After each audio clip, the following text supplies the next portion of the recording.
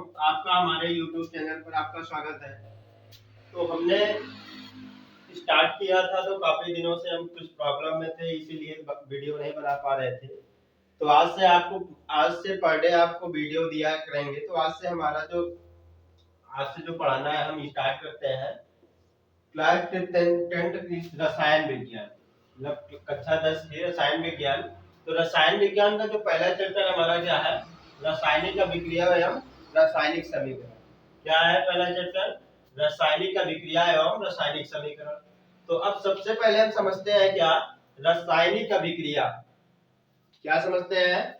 सबसे पहले हम समझते हैं रासायनिक अभिक्रिया होती क्या है।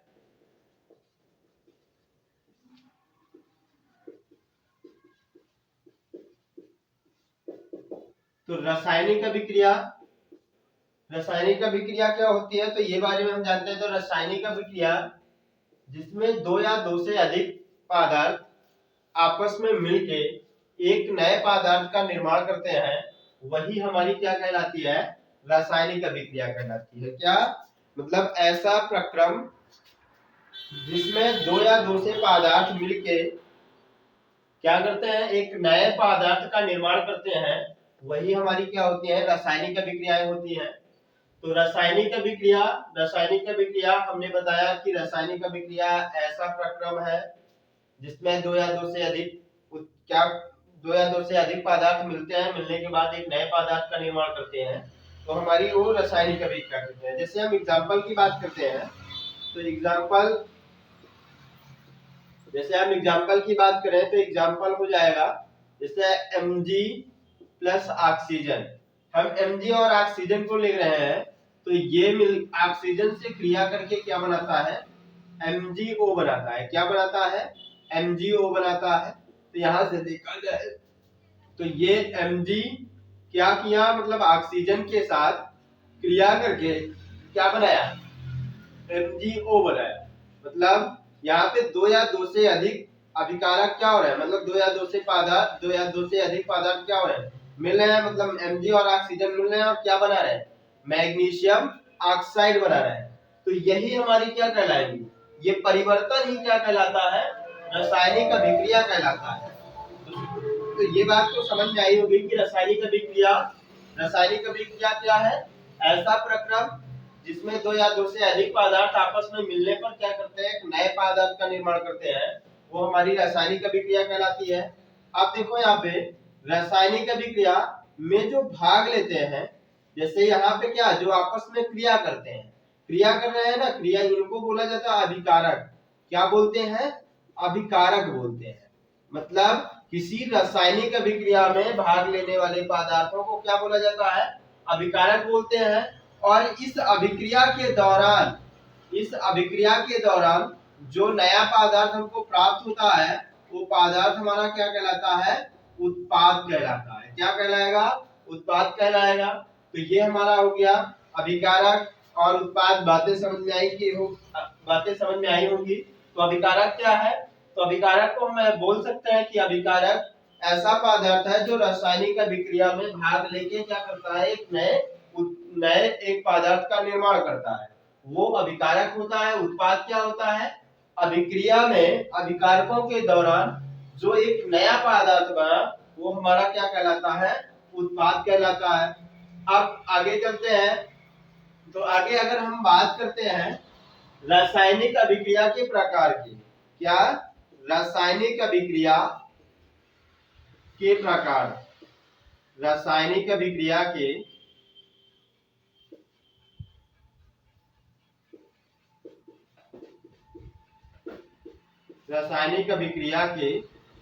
प्रकार। तो रासायनिक अभिक्रिया के प्रकार, तो रासायनिक अभिक्रियाएं होती बहुत सारी हैं, लेकिन हमारे सिलेबस में जो है वो कुल मिला के 10 प्रकार की रासायनिक अभिक्रियाएं हैं। उन 10 प्रकार की अभिक्रियाओं को हमको पढ़ना है। तो 10 प्रकार की जो रासायनिक अभिक्रियाएं हैं वो है क्या क्या?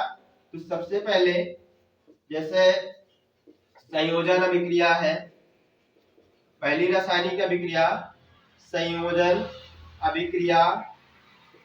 दूसरा है वियोजन अभिक्रिया। दूसरा है वियोजन अभिक्रिया। तीसरा नंबर है उष्माक्षेपी अभिक्रिया। क्या है? उष्माक्षेपी अभिक्रिया। अगर हम तीसरे नंबर की बात करते हैं तो तीसरा और चौथे नंबर की बात करते हैं तो चौथा नंबर है उष्मा शोषी अभिक्रिया। कौन सी? उष्मा शोषी अभिक्रिया। अगला नंबर है जैसे हो गया एकल विस्थापन अभिक्रिया। एकल विस्थापन अभिक्रिया, इसी को बोल सकते हो विस्थापन अभिक्रिया। एकल विस्थापन अभिक्रिया। छठवां नंबर है द्विविस्थापन अभिक्रिया। द्विविस्थापन अभिक्रिया।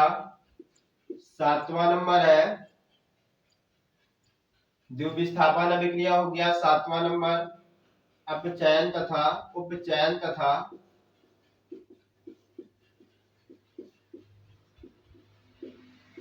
अपचयन अभिक्रिया। उपचयन तथा अपचयन अभिक्रिया। आठवां नंबर है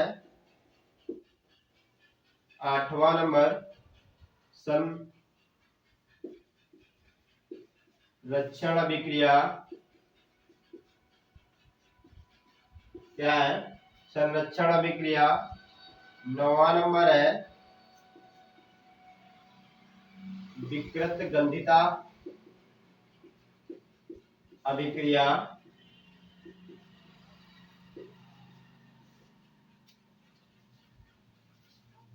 10वां नंबर है रेडॉक्स अभिक्रिया। 10वां नंबर क्या है? रेडॉक्स अभिक्रिया। तो ये रासायनिक अभिक्रिया के प्रकार होते हैं। तो रासायनिक अभिक्रिया हमारे सिलेबस में कुल मिला कितने प्रकार की है? तो 10 प्रकार की रासायनिक अभिक्रियाएं क्या क्या है? एक क्या है? संयोजन अभिक्रिया है। एक क्या है? वियोजन अभिक्रिया है। एक तीसरा नंबर उष्माशोषी अभिक्रिया, उष्माक्षेपी अभिक्रिया। चौथा नंबर है उष्माक्षेपी अभिक्रिया। एकल विस्थापन अभिक्रिया। अगला नंबर है द्विविस्थापन अभिक्रिया। अगला नंबर है उपचयन तथा अपचयन अभिक्रिया। और 8वां नंबर है तो संरक्षण अभिक्रिया। अगला नंबर है विकृत गंधिता अभिक्रिया। अगला नंबर है जो हमारा 10वां नंबर है वो क्या है? रेडॉक्स अभिक्रिया। तो इन 10 अभिक्रियाओं के बारे में पढ़ना है। तो सबसे पहले हमको पढ़ना क्या है? संयोजन अभिक्रिया। तो अब जानते हैं संयोजन अभिक्रिया कितनी प्रकार। तो हम आगे पढ़ते हैं। क्या पढ़ना है? सबसे पहले हमको सबसे फर्स्ट नंबर पढ़ना है संयोजन अभिक्रिया। क्या पढ़ना है? संयोजन अभिक्रिया। अब ये संयोजन अभिक्रिया क्या है? तो हम जानते हैं संयोजन अभिक्रिया क्या है। संयोजन अभिक्रिया ऐसी रासायनिक अभिक्रिया है जिसमें एक अभिकारक अभिक्रिया में भाग लेके क्या करता है? 2 या 2 से अधिक उत्पाद का क्या करता है? नहीं, मतलब ऐसी रासायनिक अभिक्रिया जिसमें 2 या 2 से अधिक अभिकारक क्या करते हैं? आपस में भाग लेकर क्या करते हैं? एकल उत्पाद का निर्माण करते हैं। क्या? ऐसी रासायनिक अभिक्रिया जिसमें 2 या 2 से अधिक अभिकारक भाग लेकर एक उत्पाद का एकल उत्पाद का निर्माण करते हैं उसे बोला जाता है संयोजन अभिक्रिया। संयोजन अभिक्रिया जैसे हम बात करते हैं, जैसे देखा जाए Mg+, अभी हमने एग्जांपल बताया था Mg+O2 का, तो ये बनाता क्या है? MgO बनाता है। यहाँ पे देखा जाए तो क्या हो रहा है? एक दो अभिकारक क्या कर रहे हैं? मतलब आपस में क्रिया करके क्या बना रहे हैं? एकल उत्पाद का निर्माण कर रहे हैं। जैसे हम करें बात कार्बन और ऑक्सीजन। कार्बन का जब ऑक्सीजन के साथ क्रिया होती है तो ये बनाता है कार्बन डाइऑक्साइड। यहाँ भी क्या हो रहा है? यहाँ भी दो अभिकारक क्या कर रहे हैं? भाग ले रहे हैं और क्या बना रहे हैं? एकल उत्पाद का निर्माण कर रहे हैं। जैसे हम अगली बात कर, जैसे SO2+ O2 का जब हम रिएक्शन कराते हैं तो ये बनाता है SO3 बनाता है। तो यहाँ पे क्या हो रहा है, दो या दो से अधिक अभिकारक भाग ले रहे हैं, एकल उत्पाद का निर्माण कर रहे हैं। जैसे अगला एग्जाम्पल हम बताएं, तो अगला एग्जाम्पल क्या है, जैसे हम बात करते हैं कैल्शियम ऑक्साइड की, जब हम कराते क्या है, जल से क्रिया कराते हैं। किससे क्रिया कराते हैं, जल से क्रिया कराते हैं। तो ये बना लेता है कैल्शियम हाइड्रोक्साइड बनाता है। क्या बनाता है, कैल्शियम हाइड्रोक्साइड बना रहा है। तो यहाँ पे देखा जाए तो यहाँ पे कैल्शियम ऑक्साइड और जल दो अभिकारक हो रहे हैं। तो दो अभिकारक मिलके क्या करते हैं, एकल उत्पाद का क्या कर रहे हैं, निर्माण कर रहे हैं। अगर इनकी बैलेंसी की बात करें तो ये क्या हो जाएगा, 1/2 इनका लगा सकते हैं, तो ये हो जाएगा इतना। तो हम यहीं से समझ सकते हैं, तो संयोजन अभिक्रिया ऐसी रासायनिक अभिक्रिया होती है जिसमें दो या दो से अधिक अभिकारक अभिक्रिया में भाग लेकर एकल उत्पाद का क्या करते हैं, निर्माण करते हैं। एकल उत्पाद का निर्माण करते हैं, उसी ही बोला जाता है संयोजन अभिक्रिया। ये संयोजन अभिक्रियाएं जो होती हैं, ये 3 प्रकार की अभिक्रियाएं होती हैं। कौन कौन अभिक्रिया, तो फर्स्ट नंबर अगर हम बात करते हैं, अगर हम संयोजन अभिक्रिया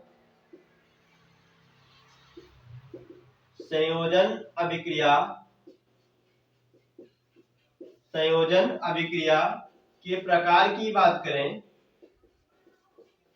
तो ये 3 प्रकार की अभिक्रियाएं करता है। फर्स्ट नंबर है तत्व संयोजन अभिक्रिया। क्या, तत्व संयोजन अभिक्रिया।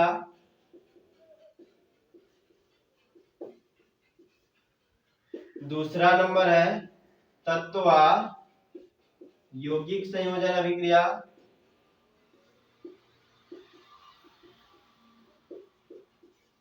तीसरा नंबर है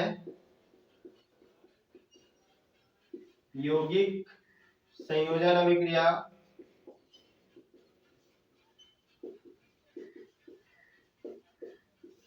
तो क्या होती है संयोजन अभिक्रियाएं, अगर संयोजन अभिक्रिया की बात करते हैं तो संयोजन अभिक्रिया 3 प्रकार की होती है। कौन कौन होती है, तो पहला नंबर है तत्व संयोजन अभिक्रिया, दूसरा है तत्व यौगिक संयोजन अभिक्रिया, तीसरा नंबर है यौगिक संयोजन अभिक्रिया। अब तो तत्व संयोजन अभिक्रिया अगर हम बात करते हैं, तो तत्व संयोजन अभिक्रिया में ऐसी संयोजन अभिक्रिया जिसमें अभिकारक कैसे हो, तत्व हो, कैसे हो, तत्व हो। जैसे हम पहला एग्जांपल की बात करें, जब पहला या दूसरे की बात करते हैं, तो देखा जाए तो मैग्नीशियम क्या है, मैग्नीशियम की बात करते हैं तो मैग्नीशियम क्या है, एक तत्व है। ऑक्सीजन भी क्या होता है, एक तत्व होता है। तो ये क्या बना रहा है, MgO बना रहा है। तो मतलब ये कौन सी अभिक्रिया होगी, ये तत्व संयोजन अभिक्रिया होगी। मतलब क्या हो रहा है, यहाँ भी तत्व भाग ले रहा है, यहाँ भी तत्व भाग ले रहा है। तो ये हमारी कहलाएगी तत्व संयोजन अभिक्रिया। अगर हम तत्व व यौगिक संयोजन अभिक्रिया की बात करते हैं, तो ये एक ऐसी संयोजन अभिक्रिया है जिसमें तत्व और यौगिक दोनों भाग लेते हैं। जैसे यहाँ पे कह दिया जाए, यहाँ पे दूसरा तीसरा एग्जांपल हमने क्या बताया, SO2 प्लस हाफ O2 ये क्रिया कर लेता है, तो ये क्या बनाता है, सल्फर ट्राईऑक्साइड बनाता है। तो सल्फर ट्राईऑक्साइड क्या बना रहा है, तो देखा जाए यहाँ पे क्या है, सल्फर मतलब सल्फर और ऑक्सीजन है। तो सल्फर और ऑक्सीजन है, तो यानी कि ये क्या है, कंपाउंड यानी क्या है, यौगिक है। यहाँ पे यौगिक है, ऑक्सीजन यहाँ पे क्या है, एक तत्व है। तो ये कौन सी अभिक्रिया बनी, तो ये बनी तत्व यौगिक संयोजन अभिक्रिया। मतलब तत्व यौगिक तत्व क्या हो रहा है, तत्व और यौगिक भाग लग रहा है, तो वो कौन सी अभिक्रिया बनेगी, तत्व यौगिक संयोजन अभिक्रिया। तीसरे नंबर की बात करते हैं, तो तीसरा नंबर है यौगिक संयोजन अभिक्रिया।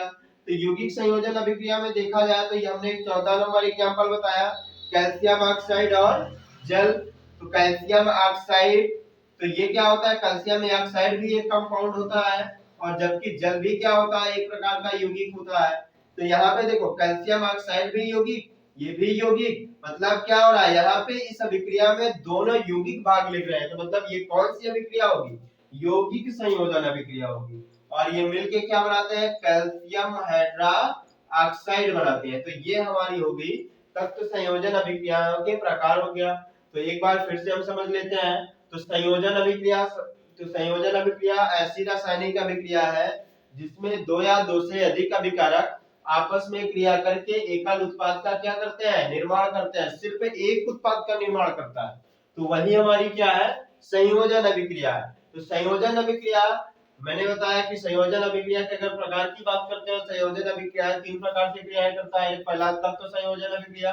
तत्व संयोजन अभिक्रिया ऐसी संयोजन अभिक्रिया है जिसमें अभिकारक कैसे हो, तत्व हो। तत्व व यौगिक संयोजन अभिक्रिया, ऐसी रासायनिक अभिक्रिया जिसमें तत्व और यौगिक भाग लेते हैं, तो वो तत्व यौगिक संयोजन अभिक्रिया हो गया। यौगिक संयोजन अभिक्रिया मतलब एक प्रकार की ऐसी अभिक्रियाएं हो जो दोनों मतलब यौगिक दोनों अभिकारक मतलब जितने भी अभिकारक हो कैसे हो, यौगिक हो, तो यौगिक संयोजन अभिक्रियाएं कहलाती है। बस हमको पहचानना क्या है, तो इस संयोजन अभिक्रिया, तो संयोजन अभिक्रिया पहचानने के लिए बस ये ध्यान देना कि उत्पाद कैसा बनना चाहिए, एकल उत्पाद का निर्माण होना चाहिए। मतलब हम चाहे जितने अभिकारक लें, अभिकारक चाहे 2 ले लें, चाहे 3 ले लें, चाहे 4 ले लें, हमको प्राप्त कितना होना चाहिए, एक खाली पदार्थ का निर्माण होना चाहिए। तो वही रासायनिक अभिक्रिया हमारी क्या कहलाती है, संयोजन अभिक्रिया कहलाती है। अब देखो हमने क्या पढ़ लिया, संयोजन अभिक्रिया के बारे में पढ़ लिया है। तो संयोजन अभिक्रिया हो गया। तो संयोजन अभिक्रिया के बाद हम पढ़ते हैं दूसरा नंबर क्या है हमारा, वियोजन अभिक्रिया। कौन सी अभिक्रिया, वियोजन अभिक्रिया।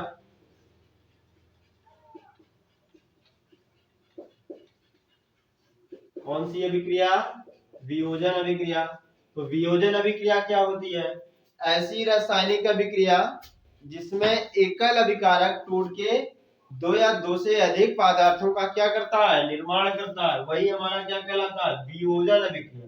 अर्थात क्या हो रहा है, हमने क्या पढ़ा, संयोजन अभिक्रिया में 2 या 2 से अधिक अभिकारक भाग ले रहे थे और एकल उत्पाद का निर्माण कर रहे थे। और वियोजन अभिक्रिया में क्या होता है, इसमें एकल अभिकारक टूट कर क्या करता है, एक या एक से अधिक पदार्थों का क्या करता है, निर्माण करता है। मतलब एक या एक से अधिक उत्पाद का निर्माण करता है। तो मतलब कौन सी अभिक्रिया क्या हुआ, इसकी डेफिनेशन क्या हुई, ऐसी रासायनिक अभिक्रिया जिसमें एकल अभिकारक टूटकर क्या करता है, 2 या 2 से अधिक उत्पाद का निर्माण करता है, उसे बोला जाता है वियोजन अभिक्रिया। अब वियोजन अभिक्रिया के अगर हम एग्जाम्पल की बात करें, तो इसके एग्जाम्पल के लिए सबसे बेस्ट एग्जाम्पल होता है किसी धातु का कार्बोनेट ले लो। क्या क्या मैंने बताया, किसी धातु का कार्बोनेट ले लो। तो किसी धातु का जब कार्बोनेट लेते हैं, जैसे मान लिया जाए हमने ले लिया कैल्शियम कार्बोनेट, क्या लिया, कैल्शियम कार्बोनेट लिया। तो जब हम कैल्शियम कार्बोनेट को लेते हैं और इसको क्या करा दे, हीट करा दे, हीट कराते हैं, तो क्या होता है, ये बात को ध्यान देना, जब कैल्शियम कार्बोनेट होता है तो हमेशा वहां पे कार्बन डाइऑक्साइड गैस क्या हो जाती है, निकल जाती है। क्या, किसी भी धातु का कार्बोनेट में हम क्या करते हैं, किसी धातु के कार्बोनेट को गर्म करें जैसे, तो गर्म करने पर क्या होता है, कार्बन डाइऑक्साइड क्या करना है, सबसे पहले तुमको क्या कर देना है, निकाल देना है। अब बच क्या रहा है, एक कैल्शियम बच रहा है, एक ऑक्सीजन बच रहा है। तो क्या बना, कैल्शियम ऑक्साइड, और इसके साथ साथ क्या हुआ, कार्बन डाइऑक्साइड गैस निकल गई। जैसे अब अगली बात करते हैं हम, जैसे ले लेते हैं, जैसे ले लो सोडियम कार्बोनेट। तो सोडियम कार्बोनेट को हम जैसे क्या करें, हीट करें, तो हीट करने पर तो सबसे पहले ये बात को ध्यान देना है, क्या होगा, सबसे पहले कार्बन डाइऑक्साइड गैस तुमको निकाल देना है। तो क्या होगा, हमने निकाल दिया, कार्बन डाइऑक्साइड गैस निकल गई, क्या बचा, सोडियम NO2, और क्या बन जाएगा, सोडियम N2O बन जाएगा, मतलब Na2O बन जाएगा। मतलब इसको बोला जाएगा सोडियम ऑक्साइड और कार्बन डाइऑक्साइड। तो यहाँ पे देखो क्या हो रहा है, एक उत्पाद का एक अभिकारक हम ले रहे हैं और ये 2 उत्पाद क्या बना रहा है, 2 उत्पाद बना रहा है। एक क्या बना रहा है, जैसे हमने कैल्शियम कार्बोनेट लिया तो ये कैल्शियम ऑक्साइड और कार्बन डाइऑक्साइड बनाया। जैसे सोडियम कार्बोनेट लिया तो ये बनाया क्या, सोडियम ऑक्साइड और कार्बन डाइऑक्साइड बनाया। मतलब यहाँ पे दोनों में क्या हो रहा है, 2 उत्पाद का निर्माण हो रहा है।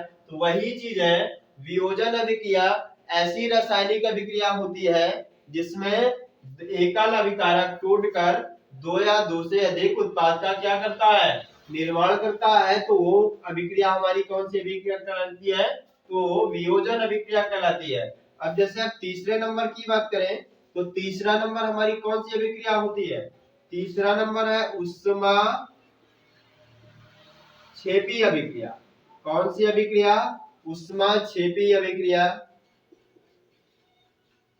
उष्मा क्षेपी अभिक्रिया मतलब ऐसी अभिक्रिया जिसमें उत्पाद के साथ साथ उष्मा या ऊर्जा का क्या होता है, निर्माण होता है, उसे ही बोला जाता है उष्मा क्षेपी अभिक्रिया। मतलब ऐसी रासायनिक अभिक्रिया जिसके होने पर हमें उष्मा उत्पन्न हो या ऊर्जा उत्पन्न हो, वो कौन सी अभिक्रिया कहलाएगी, उष्मा क्षेपी अभिक्रिया। जैसे पहला एग्जांपल हम बताते हैं, तो एग्जांपल क्या है, जैसे मेथेन गैस को हम ले लेते हैं।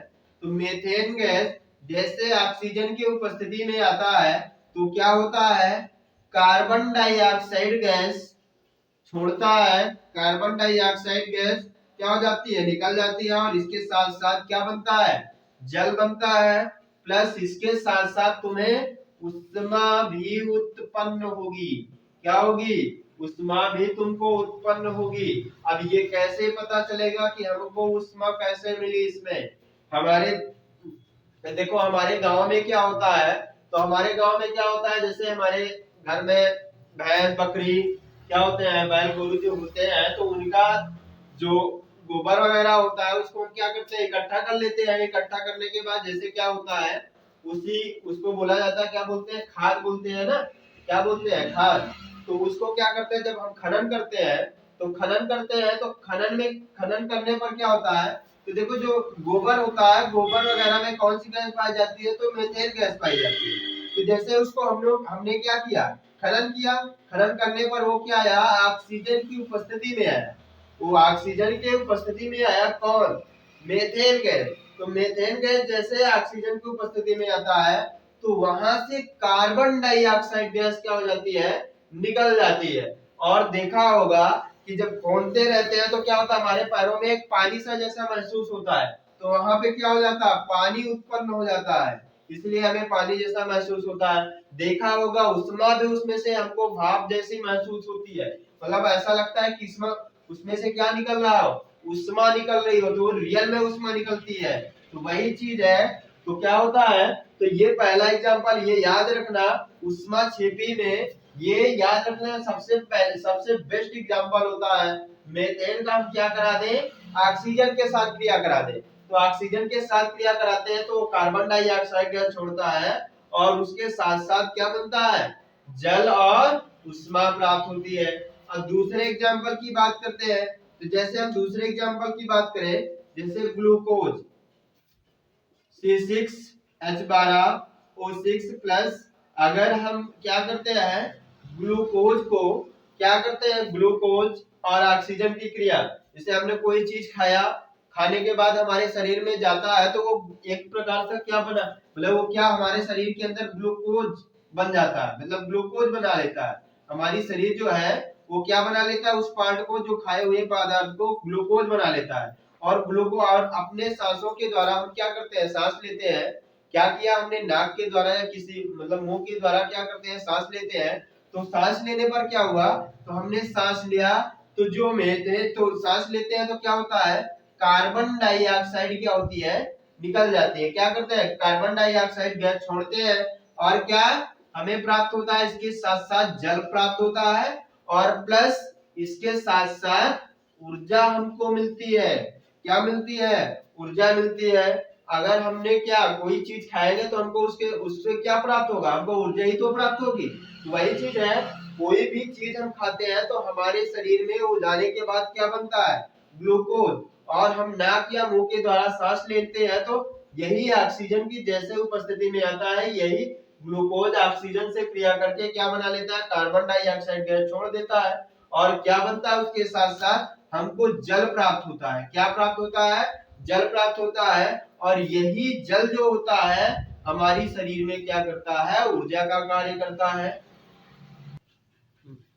तो हमने पढ़ लिया है कि उष्मा से भी अभिक्रिया क्या है। तो अगली अभिक्रिया पढ़ते हैं, क्यों अगली अभिक्रिया हमारी क्या है? उष्मा। तीसरा है चौथी अभिक्रिया, कौन सी है? उष्मा क्षेपी अभिक्रिया, उष्मा शोषी अभिक्रिया है। उष्मा शोषी अभिक्रिया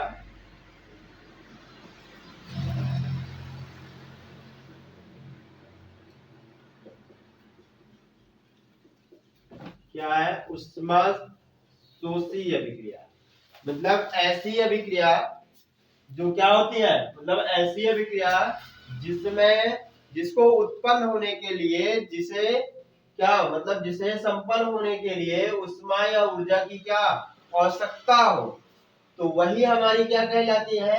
उष्मा शोषी अभिक्रिया कहलाती है। मतलब ऐसी अभिक्रियाएं जिन्हें संपन्न होने के लिए उष्मा या ऊर्जा का क्या होता है? उष्मा या ऊर्जा की आवश्यकता होती है, उसे क्या बोला जाता है? उष्मा शोषी अभिक्रिया। जैसे एग्जाम्पल की बात करते हैं, जैसे silver chloride. Silver chloride silver fluoride को हम क्या करते हैं? जैसे इसको हम गर्म करते हैं तो गर्म करने पर होता क्या है? यहाँ से क्लोरीन गैस जो होती है वो क्या हो जाती है? यहाँ से निकल जाती है और सिल्वर का अवक्षेप हमें प्राप्त होता है। क्या? सिल्वर क्लोराइड को अगर हम गर्म करेंगे तो गर्म करने पर क्या होता है? क्लोरीन गैस क्या हो रही है? निकल रही है और क्या प्राप्त होगा? सिल्वर सिल्वर मतलब सिल्वर धातु प्राप्त होगा। अब यहाँ पे देखा जाए तो क्या हो रहा है? इसको ये क्रिया क्या हो रही है? गर्म करने पर संपन्न हो रही है। तो मतलब ऐसी अभिक्रियाएं जिन्हें संपन्न होने के लिए उष्मा या ऊर्जा का क्या होता है? आवश्यकता होती है, वही हमारी कौन सी अभिक्रिया कहलाती है? उष्मा शोषी अभिक्रिया। अब ये एग्जाम्पल कैसे याद रहेगा कि एग्जाम्पल हमको कैसे याद हो? तो एग्जाम्पल देखो, सबसे बेस्ट तरीका है, हमने देखा होगा हमारे घरों में क्या होता है, हमारी माँ बहनें क्या होती है, पहने रहती है, जैसे सोना चांदी है, चांदी को जानते हो ना? तो चांदी में क्या होता है, जैसे हम मतलब क्या करते हैं, जैसे सोनार के पास उसको खरीद के लाए तो खरीदते हैं तो उसमें क्या होता है? एक चमक होती है, मतलब एक नया के जैसा लगता है, किसमें वही चमक हमको नया के जैसे महसूस करता है। तो मतलब नए पर जैसा होता है वो चमक होती है, और चमक क्या की होती है? वो क्लोरीन की होती है। जैसे जैसे क्या होता है, समय बीतता जाता है तो वो क्या होने लगता है? तो वो काली होने लगती है, मतलब थोड़ा सा उसका जो चमक होती है वो क्या होता रहता है? मतलब परिवर्तित होने लगता है, मतलब उसमें एक तरीके से मैल उत्पन्न होने लगती है, मतलब उसका क्लोरीन गैस वहां से निकलने लगती है। और जब वहां पे कुछ समय बाद क्लोरीन क्या हो गई? क्लोरीन गैस हट जाती है तो सिर्फ सिर्फ क्या बचता है? सिल्वर धातु, मतलब ये धातु खाली बचता है। तभी क्या होता है? वो क्षय, मतलब यहाँ से क्या हुई? क्लोरीन गैस निकल गई, खाली क्या बचा? सिल्वर बचा। तो अर्थात वो चांदी जो है, जो चांदी का जो आभूषण है, किसके कारण चमक रहा था? क्लोरीन गैस के कारण चमक रहा था। इसीलिए उसमें एक प्रकार की चमक थी, जैसे उड़ा वहां से तो यहाँ पे इसका क्या होता है? एक प्रकार का काला अवक्षेप तुमको मिलता है। कैसा मिलता है? काला अवक्षेप। तो ये एग्जाम्पल शायद आपको याद रहेगा। तो ये हो गया। और देखा होगा जैसे एक होता है, इसी का एग्जांपल ले सकते हो, सिल्वर ब्रोमाइड, या तो क्लोरीन होता है या ब्रोमीन होता है। जैसे सिल्वर ब्रोमाइड को हम गर्म करते हैं तो क्या बनता है? यहाँ से भी Br2 क्या हो जाता है? अलग हो जाता है, और क्या प्राप्त होता है? हमें सिल्वर प्राप्त होता है। यहाँ भी क्या हो रहा है? इसे संपन्न करने के लिए हमको क्या करना पड़ रहा है? गर्म करना पड़ रहा है, मतलब उष्मा देना पड़ रहा है, अर्थात ऊर्जा देनी पड़ रही है। तो यही चीज है ऐसी रासायनिक अभिक्रिया जिसे संपन्न होने के लिए हमें उष्मा या ऊर्जा का आवश्यकता होती है, उष्मा या ऊर्जा की आवश्यकता होती है, उसे उष्मा शोषी अभिक्रिया कहते हैं। अब अगली अभिक्रिया की बात करें, जैसे पांचवी अभिक्रिया अगर हमारे पास देखा जाए तो कौन सी अभिक्रिया है? विस्थापन अभिक्रिया। कौन सी अभिक्रिया? विस्थापन अभिक्रिया। विस्थापन अभिक्रिया क्या है? विस्थापन अभिक्रिया ऐसी रासायनिक अभिक्रिया जिसमें अधिक अभिक्रियाशील अभिकारक अपने से कम अभिक्रियाशील पदार्थ मतलब अभिकारक के यौगिक से क्या कर देता है, उसको विस्थापित कर देता है। उसी को बोला जाता है विस्थापन अभिक्रिया बोलेंगे। क्या बोलेंगे? विस्थापन अभिक्रिया मतलब ऐसी रासायनिक अभिक्रिया जिसमें अधिक अभिक्रियाशील पदार्थ अपने से कम अभिक्रियाशील पदार्थ को क्या करता है, उसके यौगिक से विस्थापित कर देता है, उसे विस्थापन अभिक्रिया कहते हैं। जैसे हम एग्जाम्पल की बात करें तो एग्जाम्पल हमारा जैसे फर्स्ट नंबर जैसे हम देखते हैं Fe, जैसे लोहे को क्या करते हैं, कॉपर सल्फेट के विलयन में क्या लोहे को क्रिया कराते हैं, तो ये क्या करता है, ये कॉपर को क्या कर देता है, विस्थापित कर देता है। यहाँ पे कॉपर को क्या कर देगा, विस्थापित कर दिया, तो ये बना लेता है FeSO4 बना लेता है। क्या बना लेता है? FeSO4। यहाँ से बहुत बढ़िया क्वेश्चन बन के आता है। क्या क्वेश्चन बन के आता है कि अगर हम कॉपर सल्फेट के नीले विलयन में कॉपर सल्फेट के नीले विलयन में लोहे की कील डालते हैं, क्या कॉपर सल्फेट के नीले विलयन में लोहे की कील डालते हैं, तो कॉपर सल्फेट का विलयन नीले से भूरा हो जाता है। ऐसा क्यों? क्या कॉपर सल्फेट के नीले विलयन में हम क्या करते हैं, लोहे की कील डालते हैं, तो कॉपर सल्फेट का विलयन कैसा, भूरा हो जाता है। तो ऐसा क्यों होता है? तो बस इसका आंसर बस यही है। क्या हुआ, जब हम क्या करते हैं, कॉपर सल्फेट के नीले विलयन में लोहे की कील डालते हैं, तो लोहा क्या होता है, जो आयरन होता है वो कॉपर से अधिक अभिक्रियाशील होने के कारण कॉपर को क्या कर देता है, विस्थापित कर देता है। क्या करता है, कॉपर को विस्थापित कर देता है, और कॉपर के साथ जो कंपाउंड है उसके साथ क्या हो जाता है, खुद जुड़ जाता है। अब यहाँ पे देखा होगा आयरन जो होता है वो किस कलर का होता है, वो कैसा होता है, भूरा कलर का होता है। तो इसके साथ इन्होंने क्या किया, मतलब कॉपर को विस्थापित करेगा, तो कॉपर हटेगा तो इसका रंग कुछ परिवर्तित होगा कि नहीं होगा, होगा ना। यहाँ से कॉपर हटा तो मतलब इसका रंग परिवर्तित हो जाता है, तो ये कैसा रंग हो जाता है, तो इसका रंग जो होता है वो भूरा हो जाता है। मतलब जो आयरन से यौगिक प्राप्त हुआ तो क्या प्राप्त हुआ, भूरा प्राप्त हो जाता। तो वही चीज है। तो ऐसी अभिक्रियाएं वे रासायनिक अभिक्रिया जिसमें अधिक अभिक्रियाशील पदार्थ अपने से कम अभिक्रियाशील पदार्थ के यौगिक से क्या हो जाता है, विस्थापित कर देता है, तो उसे बोला जाता है विस्थापन अभिक्रिया। तो आज बस यही तक। अगली स्लाइड में हम क्या करते हैं, इसी चैप्टर को पूरा करवा देंगे। तो आपको हमारा वीडियो आपको समझ में आया होगा तो हमारे चैनल को सब्सक्राइब कीजिए, लाइक कीजिए और बेल आइकन को दबाइए, और अपने दोस्तों के पास क्या करिए, शेयर कीजिए। तो आज अगली क्लास में हम अगला स्लाइड लेके आएंगे। तो अगली स्लाइड में हम क्या कर देंगे, इस चैप्टर को पूरा कर देंगे।